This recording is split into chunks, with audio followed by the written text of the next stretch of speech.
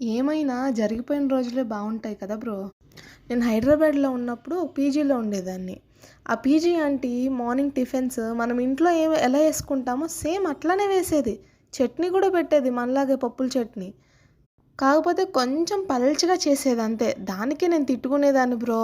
ఏంటి ఈమె ఇలా చేస్తుంది అని చెప్పి. ఆఫ్టర్‌నూన్ కూడా పప్పు, రసం, కర్రీ అన్నీ పెట్టేది. కాకపోతే ఆ కర్రీని మాత్రం ఒక స్పూన్‌తో కొంచెం కొంచెం వేసేది. దానికే తిట్టుకునేదాన్ని నేను. ఏంటి ఈమె ఒక స్పూన్, 2 స్పూన్‌లేస్తది అని పిచ్చగా తిట్టుకునేవాళ్ళం నేను నా ఫ్రెండ్స్. మైసూర్ వస్తే గాని అర్థమయింది నాకు దాని విలువేంటో అన్నది. ఇక్కడ నాకు అన్‌లిమిటెడ్ ఫుడ్ పెడతారు బ్రో. కాకపోతే నేనే తినలేనంతే. చూసావుగా ఇందాక చూపిచ్చింది. అది పూరి, అది పూరీలో కూర. ఆ కూరని పూరీలోకి తింటారనమాట ఇక్కడ. ఇంగిది సాంబార్. దాంట్లో చూసావా బ్రో ఏమేమి ఉన్నాయో వాళ్ళకి పనికిరానివన్నీ దాంట్లో ఏసేస్తారు బ్రో. అవన్నీ మనం తినాల్సిందే తప్పదు ఇంగంతే.